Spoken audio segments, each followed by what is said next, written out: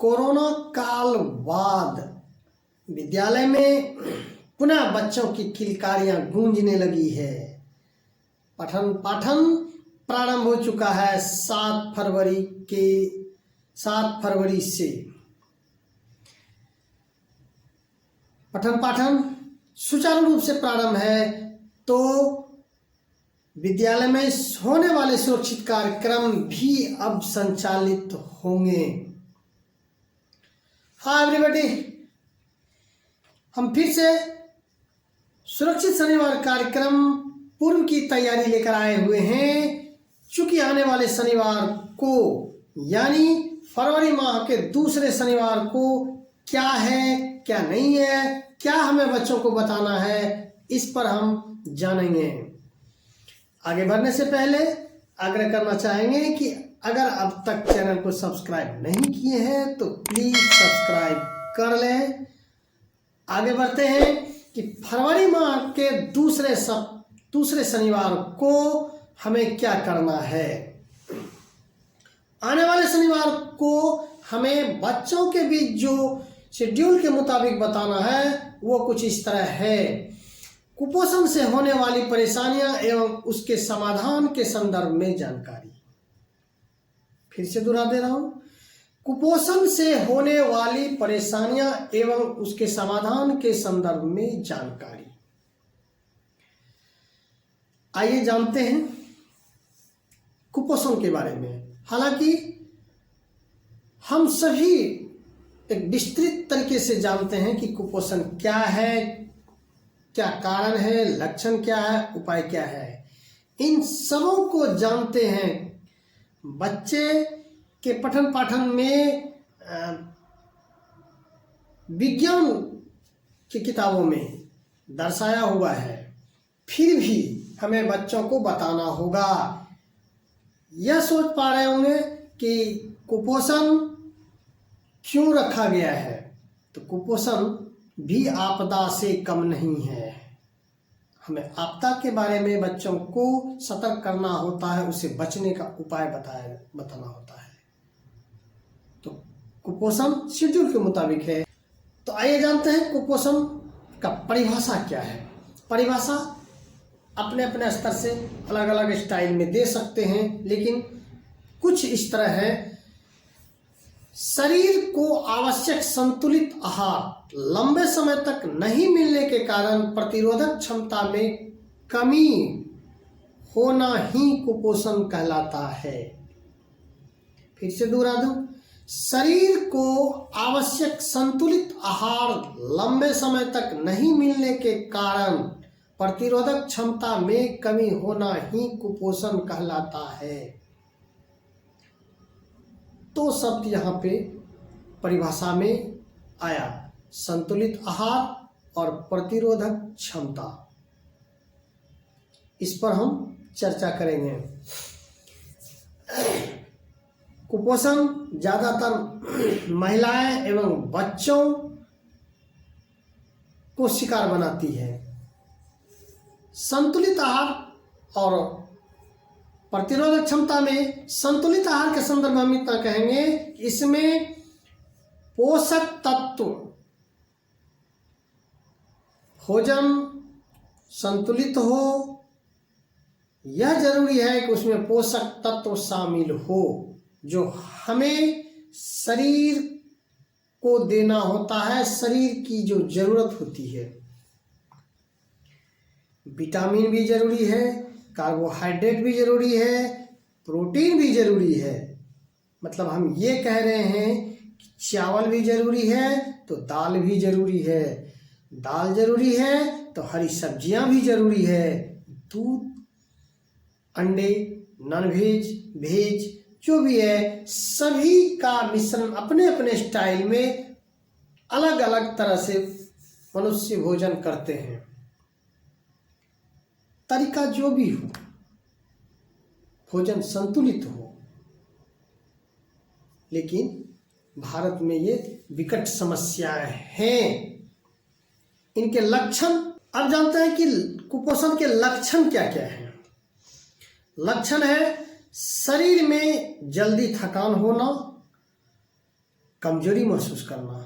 बच्चे देखते होंगे कि थोड़ा भी अपना दैनिक दिनचर्या में जो कार्य होते हैं वह भी करने के बाद वो थक जाते हैं जल्दी से, सांसें लंबी चलने लगती है,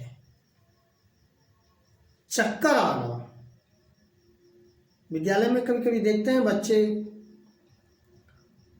चक्कर खा के गिर जाते हैं, इसके पीछे कुपोषण ही है।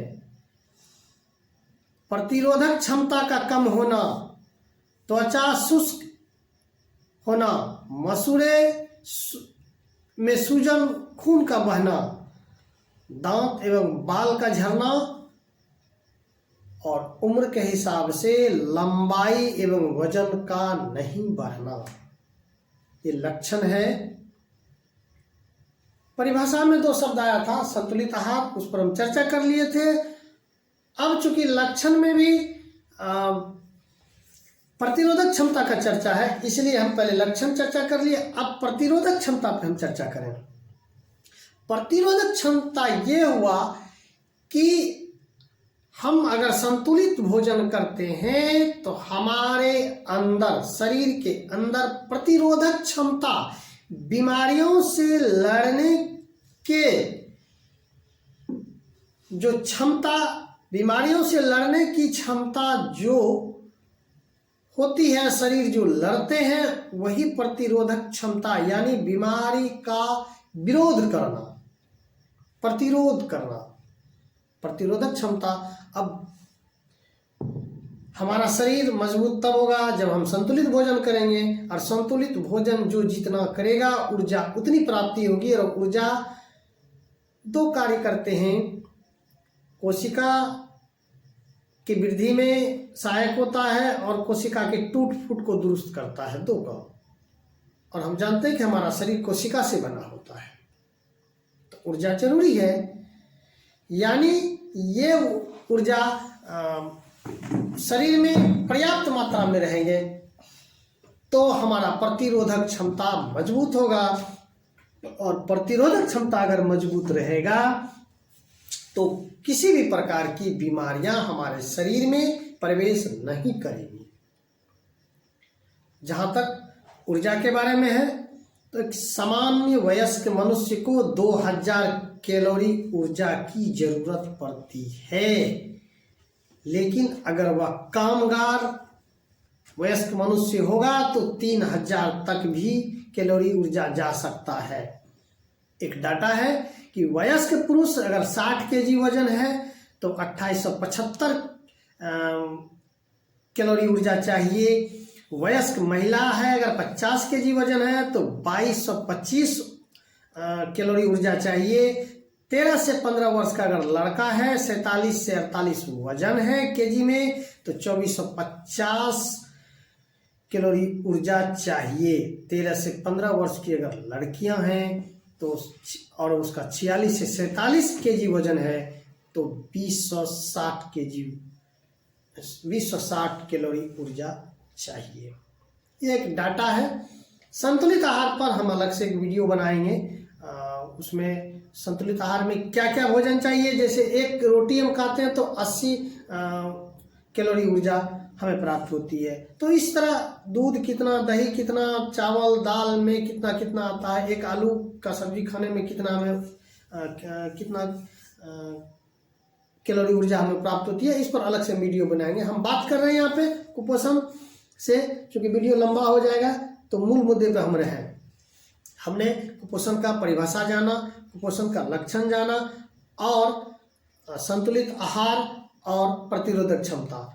अब एक सवाल उठता है, भारत में कुपोषण के शिकार ज्यादा से ज्यादा बच्चे और महिलाएं होते हैं, ऐसा क्यों? इसके पीछे रीजन है, आइए इस पर चर्चा करते हैं। हम जानते हैं कि हमारा जनसंख्या गरीबी रेखा से नीचे, कुल जनसंख्या का 25% ग्रामीण परिवेश में और 13% शहरी परिवेश में गरीबी रेखा से नीचे है।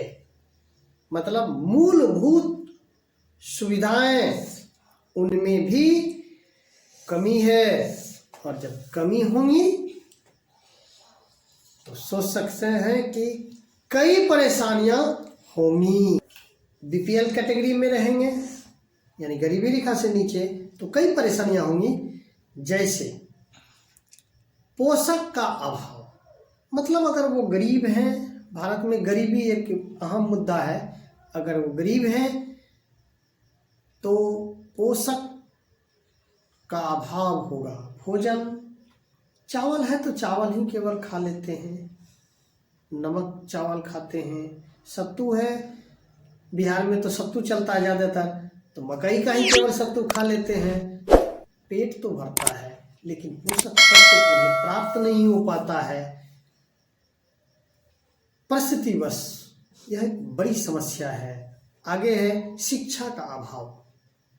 अब जिनको भोजन की सामग्री उपलब्ध रहते हुए भी उन्हें ये पता नहीं होता है कि पोषक तत्व यानी संतुलित आहार में क्या क्या भोजन चाहिए, या तो शिक्षा से ही प्राप्त हो सकता है ना।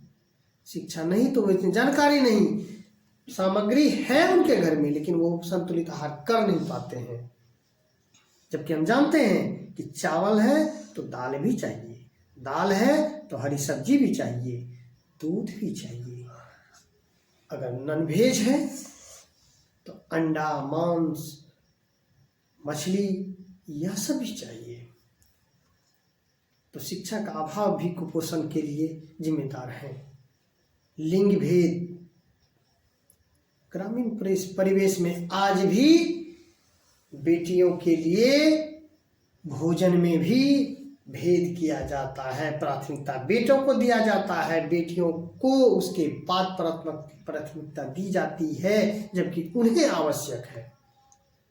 तो लिंग भेद तो होता है। बाल विवाह, यह भी एक अहम मुद्दा है।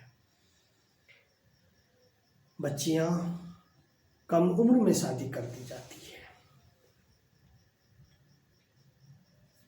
गर्भाधान कम उम्र में हो जाती हैं। निश्चित कुपोषण का शिकार होना होता है। शिक्षा का अभाव के कारण बाल विवाह हो जाता है। बाल विवाह पर अलग से वीडियो मेरा है, कमली की आवृत्ति। आप बच्चों को कमली की आवृत्ति भी निश्चित बताएंगे। कमली की आवृत्ति में हमने एक स्लोगन दिया था, बीए करेंगे, बीए करेंगे, हम बनेंगे मैडम जी, पापा हम स्कूल चलेंगे, नाम करेंगे रोशन जी, बीए करेंगे, बीए करेंगे, हम बनेंगे मैडम जी, पापा हम स्कूल चलेंगे, नाम करेंगे रोशन जी। ये वीडियो कमली की आवृत्ति और भी लिंक जो है वो डिस्क्रिप्शन में हम दे देंगे, उसे बच्चों के साथ जरूर शेयर करेंगे। तो बाल विवाह भी कुपोषण के लिए जिम्मेदार है। अस्वच्छ पर्यावरण, हमारे घर के चारों तरफ परिवेश जो है अगर वह गंदगी से भरा है तो बीमारियों का आगमन होता है कई तरह से, और हम बीमार ग्रस्त हो जाते हैं। तो कुपोषण वहाँ भी होने का चांसेस होता है। धार्मिक कारण, ये हालांकि हम ज़्यादा डीप नहीं जाना चाहते हैं, फिर भी ज़्यादातर आज भी धार्मिक कारण से नॉनवेज से दूरी बनाए रहते हैं। मीट मछली नहीं खाते हैं, शाकाहारी भोजन होता है। तो शाकाहारी भोजन ज़्यादा एनर्जी देता है, लेकिन उतनी मात्रा में खाया जाए तब ना। शाकाहारी भोजन कह लेने से नहीं होता है। शाकाहारी हम हैं लेकिन हरी सब्जी नहीं है, दूध नहीं है, दाल नहीं है, तो फिर कैसे होगा। और आप देखते हैं नॉनवेज में मीट मछली अगर है, थोड़ा भी है तो ज़्यादा खाया जाता है। तो यह भी धार्मिक मुद्दे हैं। अब सबकी अपनी अपनी आज़ादी है भोजन में। तो ये सब भारत में कुपोषण होने का मुख्य कारण है। आइए बात करते हैं। हमने कुपोषण की परिभाषा जाना। कुपोषण की परिभाषा में संतुलित आहार और प्रतिरोधक क्षमता, इस पर चर्चाएं किए। लक्षण को जाने, भारत में कुपोषण होने का ज़्यादातर क्या कारण है उस पर जाने। अब आइए उपाय जानते हैं। राष्ट्रीय पोषण नीति 1993 में केंद्र सरकार लाई। इसको अमल करने के लिए बच्चों पर फोकस करने के लिए, बच्चे और महिलाओं पर फोकस किया, तो अस्पताल और विद्यालय ये दोनों के तहत यह कार्यक्रम चलाया गया। तो विद्यालय में मिड डे मील योजना 1995 में लाई गई और खाद्य पदार्थ बच्चों के बीच वितरण किया जाता था, लेकिन यह ज़्यादा सफल नहीं रहा। तब इसमें तब्दीली लाई गई। 2004 से विद्यालय में ही पका हुआ भोजन देने लगा। अब तो पका हुआ भोजन में अंडा भी, फल भी दिया जाने लगा है। तो सवाल ये है, बच्चे से खुद आप भी पूछ सकते हैं, बच्चे भी सवाल कर सकते हैं कि विद्यालय में मिड डे मील क्यों दिया जाता है बच्चों को। इसके पीछे यही कारण है कि बच्चे संतुलित भोजन घर में नहीं कर पाते हैं। तो विद्यालय में भी बच्चे भोजन करें, पोषक तत्व उसे मिले। पोषक तत्व के रूप में फल और अंडा बच्चों को दिया गया। तो कुपोषण से बचने का उपाय यह भी ढूंढा गया और 2004 से पका हुआ भोजन बच्चों के बीच रखा जाता है।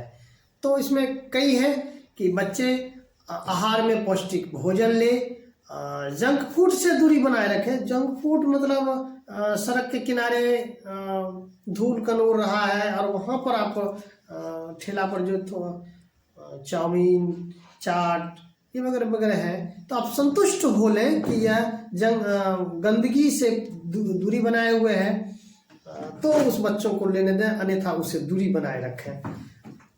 संतुलित भोजन तो चाहिए ही चाहिए। भोजन में विशेषकर दाल जरूर चाहिए, और दाल अगर मिक्सचर हो, कई प्रकार के दाल को मिला के बनाया जाए तो और बेटर होता है। और ये तो माँ बहन सब बनाती है, जानते ही हैं। और हरे पत्तेदार सब्जियां भी जरूरी है भोजन में। आगे बढ़े, कुपोषित बच्चे को डॉक्टरी इलाज की जरूरत होती है और विद्यालय में नियमित हेल्थ की जांच होती है। हम जानते हैं प्रत्येक बुधवार विद्यालय में फोलिक एसिड यानी आयरन की गोली दी जाती है। क्यों? क्योंकि खून में आयरन की कमी होती है। कुपोषण के कारण ही इसको दूर करने के लिए बच्चों को टेबलेट दिया जाता है। एक आसान इलाज बताते हैं। आयरन की कमी दूरी करने के लिए गरीब का भोजन एक है, हम लोग जानते हैं, पेक्चा का पत्ता आता है, एकदम फ्री में है और आसानी से उपलब्ध है। हर गरीब तक खाली जमीन में ट्यूबवेल के पास उगा हुआ रहता है। हरा पत्ता होता है पेक्चा का पत्ता, या आयरन से भरपूर होता है, गरीबों के लिए आसान उपलब्धता साग के रूप में। इसको हम लोग बच्चों को बता सकते हैं और आयरन का टेबलेट भी तो देते हैं। तो इससे उसका उपाय है। मध्याह्न भोजन में भी आप देखते हैं कि मेनू बनाया रहता है कि प्रत्येक दिन बदल बदल के भोजन दिया जाता है उस हिसाब से। और बच्चों का विद्यालय में मापने के लिए, वजन नापने के लिए, लंबाई नापने के लिए भी यंत्र रहते हैं। सारी सुविधाएं विद्यालय में दी हुई रहती है। मुख्य फोकस होता है कुपोषण से बचाने के लिए। भारत एक गरीब राष्ट्र है। भोजन की उपलब्धता यानी संतुलित आहार की उपलब्धता की कमी रहती है। एक बात है कि कहते हैं कि हम मध्यम वर्गीय हैं, भरपेट भोजन कर लिए। अब वह मायना नहीं है कि पेट भर गया तो संतुलित आहार हो गया। उसमें जो पोषक तत्व चाहिए क्या वो है या नहीं, तब संतुलित भोजन, संतुलित आहार माना जाएगा। केवल मकई का सत्तू शाम देने से पेट नहीं भरेगा, पेट तो भर जाएगा तत्कालिक, लेकिन संतुलित आहार नहीं हुआ। सत्तू का विरोध हम नहीं कर रहे हैं। सत्तू में आप भी जानते हैं कि माँ क्या करती है, मकई के साथ साथ थोड़ा कलाई, थोड़ा और भी मसूर, अलग अलग चीज मिला के, चना मिला के स्वादिष्ट बनाया जाता है। लेकिन उसके पीछे राज है कि सभी तत्व का मिश्रण हो रहा है। आप प्याज, अचार, मूली सब खाते हैं, सब उपलब्धता जब होती है तब सत्तू जो वो खाया जाता है वो मजेदार और पोषक तत्वों से भरपूर होता है। हम आगे वीडियो संतुलित आहार पर कितना कैलोरी की किस किस भोजन में कितना मात्रा में कितना एनर्जी प्रदान करता है, कितना कैलोरी देता है, उस पर अलग से वीडियो बनाएंगे। तब तक ये वीडियो देखते हैं काफ़ी लंबा हो गया है, चूँकि काफ़ी लंबे अंतराल के बाद कोरोना काल के चलते विद्यालय खुली हुई है, और कोरोना काल के बाद ये प्रथम सुरक्षित शनिवार होगा। तो निश्चित रूप में उम्मीद करते हैं कि हम सभी अपने अपने विद्यालय में बच्चों के बीच सुरक्षित शनिवार कार्यक्रम बेहतरीन अंदाज में मनाएंगे और बच्चों को बेहतरीन जानकारियाँ देंगे। और भी जानकारियाँ हैं, आप खंगाल सकते हैं किताबों में, और नेट का साधन है, यूट्यूब पर हम आपके पास तक आते हैं, और भी साधन है, कलेक्ट करके बच्चों को जानकारी देने का प्रयास करें। तो मिलते हैं अगले एपिसोड में कि सुरक्षित शनिवार कार्यक्रम पूर्व की तैयारी अगले एपिसोड में। तब तक के लिए बाय, शुभ रात्रि, थैंक यू।